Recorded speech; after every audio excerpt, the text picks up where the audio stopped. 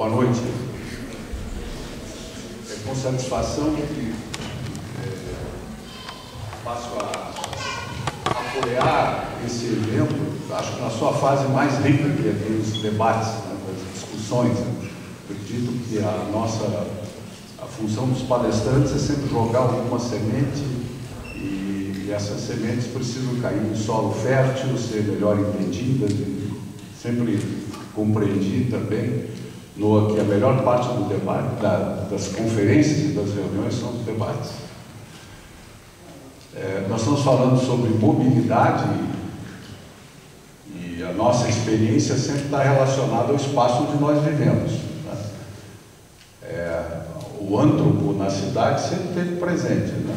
Ele pode ter se distorcido aí nos 6.000 anos ou 10.000 anos, como quer dizer na história das cidades, mas o homem sempre materializou esse processo. Às vezes a sua forma de organização é que gera formas que são criticadas, reconstruídas, deconstruídas, né? Na própria arquitetura nós tivemos um movimento deconstrutivistas. Eu ainda sou um modernista saudoso, aquela expressão do prédio, das estruturas visíveis, dos panos de vidro, da escala do pedestre, né? E nesse sentido de resgatar um pouco da história da relação do homem com a cidade, lembrando que o plano de Curitiba, que foi inovador na sua época, em 1964, quando uma empresa ganhou uma concorrência para fazer o plano de Curitiba, e alguns arquitetos, muitos já saudosos nossos na época, metabolizaram esse plano e vieram com um conceito aí que se chama hoje na Academia do Novo Urbanismo, que era justamente uma visão mais antropocêntrica da cidade, né?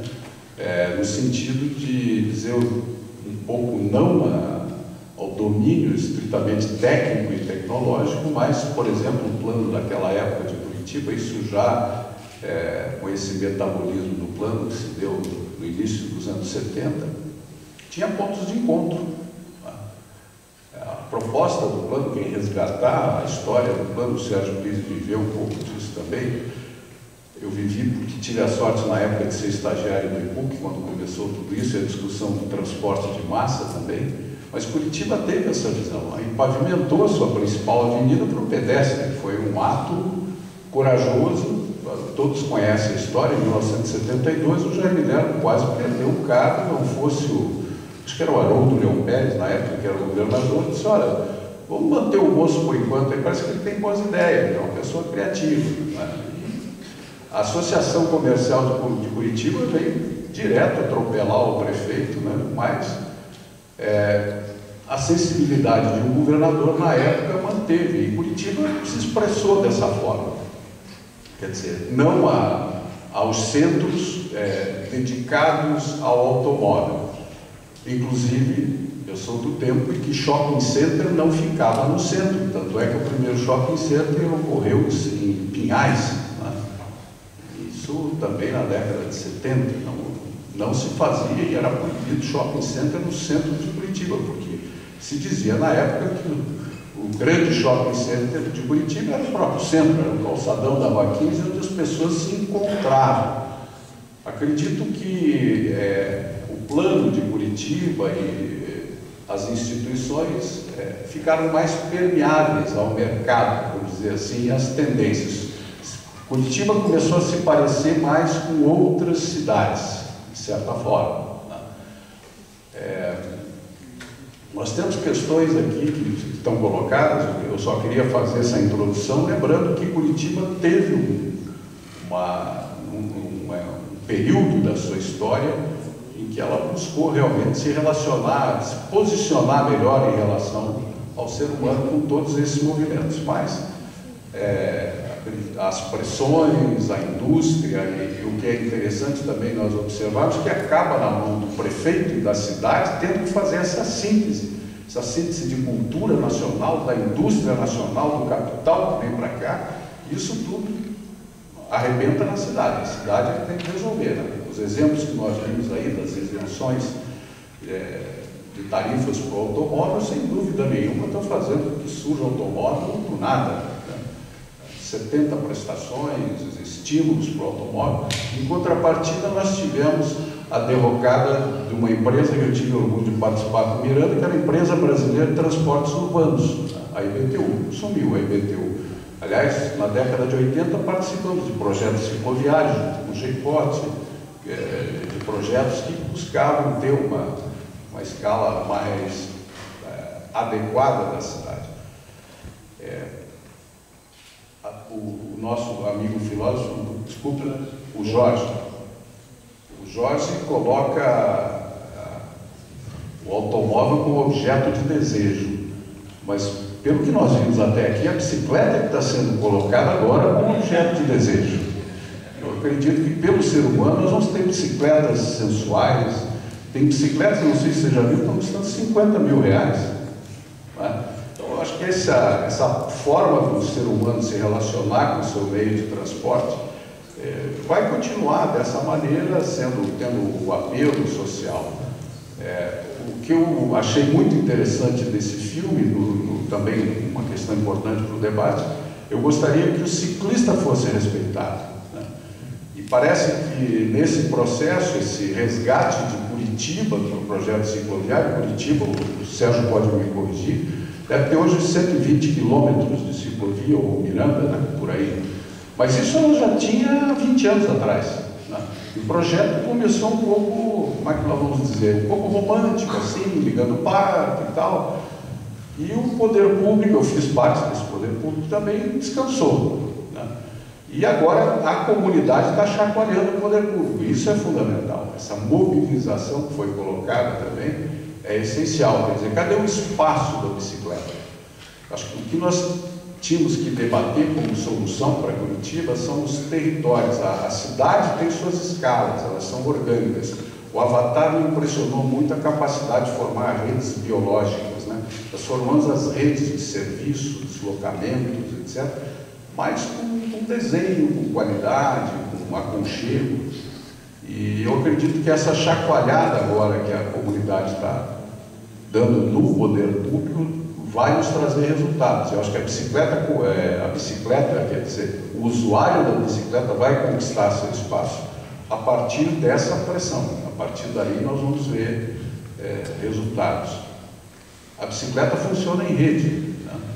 A rede ligando com a rede de mobilidade global.